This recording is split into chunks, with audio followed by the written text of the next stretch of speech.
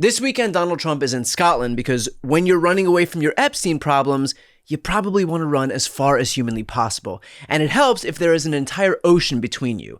But if he was hoping for a more pleasant reception overseas, well, that's not exactly what he got.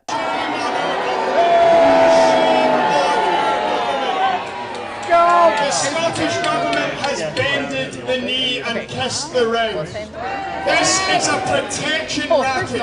Donald Trump is a crook in charge of a criminal empire. He has come to Scotland and shaken down our government. It's like giving the school bully your lunch money.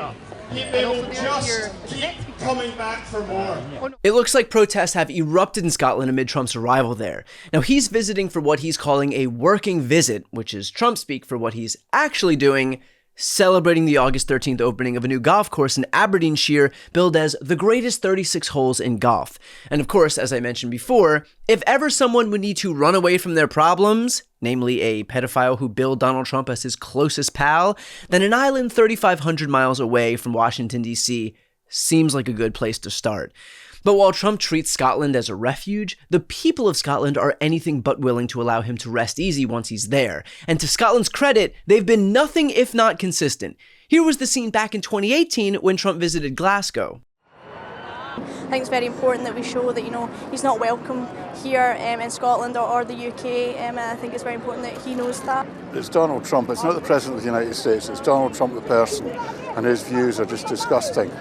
He's a climate change denier, he's bringing us to the brink of more and more wars, and this could be a time across the UK where we send a message of solidarity to our American brothers and sisters that we're standing with them. People in the US whose lives are threatened and marginalised by Trump and his politics, they need to hear that we feel a special relationship with the US, but it's with the people, not with the odious bully in the White House. We want to show our solidarity, our support for religious liberty, for that very founding principle of the American Constitution. But what's very important is now that he has come here that we express our true values and provide solidarity with people across the world who feel the same way. And this is what one member of Scottish Parliament, Patrick Harvey, said in response to Trump's election in 2024. The First Minister offered congratulations to the convicted felon Donald Trump on his re-election.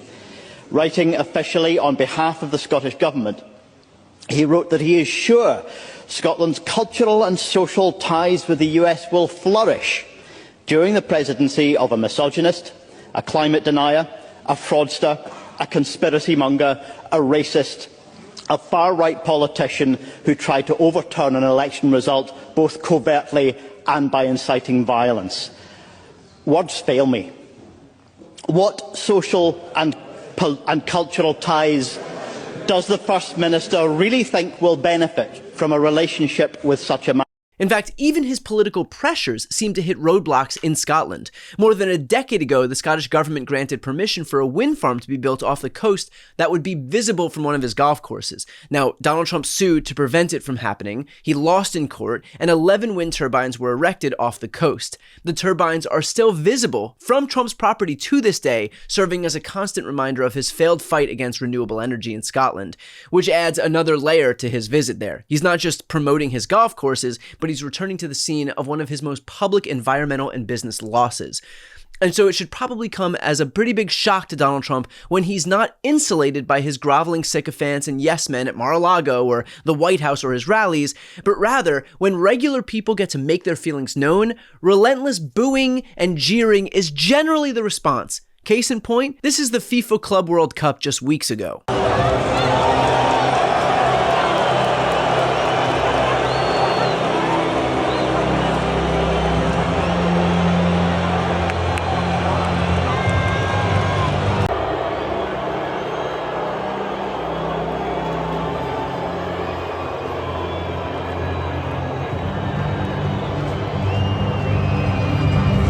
This was the Kennedy Center just months ago after he gutted the board to install himself and his cronies.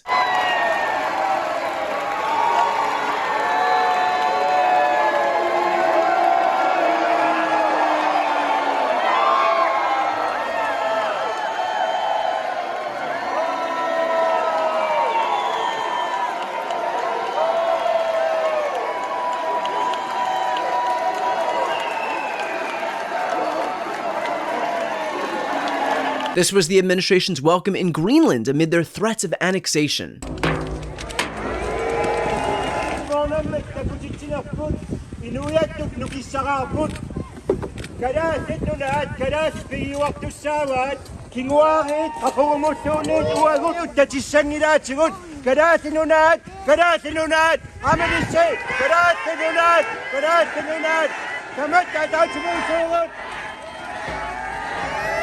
Here he was getting booed at the Al Smith dinner. Thank you. Thank you very much.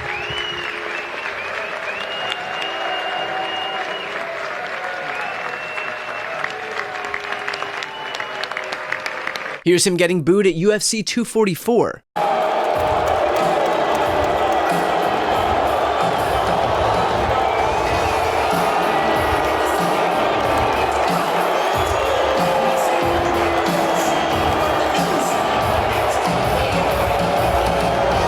And here he is at the Libertarian Convention back in 2024. The Libertarian Party should nominate Trump for President of the United States. Whoa. That's nice. That's nice. Only if you want to win. Only if you want to win. Maybe you don't want to win. Maybe you don't want to win. Thank you, D-Roy. Thank you. No, only do that if you want to win. If you want to lose, don't do that. Keep getting your 3% every 4 years. The reasons for doing so, policy and politics, are as solid as the Hope Diamond. D-Roy says this event is very unprecedented, he said.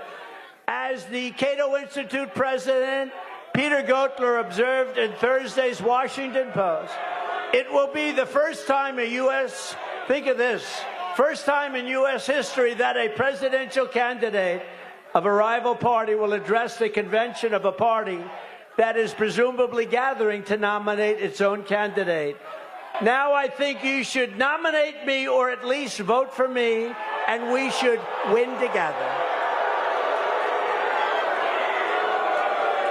And the list goes on, but the through line is clear. When Trump can't control the environment or fill the crowd with his drones whose entire identities are predicated on their support for him, when he's around regular people, he gets a quick lesson in just how much people like him. Probably not a great sign when you constantly get praised by people who need something from you and booed from people who don't. In the meantime, grateful for folks who let their voices be heard in Scotland. To Trump's dismay, freedom of speech still exists, and that's got to be particularly disturbing in a country where he can't weaponize the government to do something about it. Before you go, if you enjoyed this content and you want to see more and support independent media, please subscribe to this channel. The subscribe button will be right here on the screen. But second, the reality is that we are now in a political environment where this administration can lean on any of the social media platforms to suppress certain voices if they don't like critical coverage. That means my longevity here is in the hands of a few tech billionaires who are already making it clear that they are willing to cater to this administration.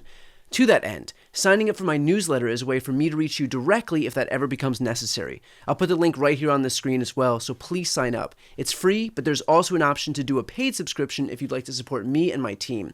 I really appreciate it. Thanks so much for watching.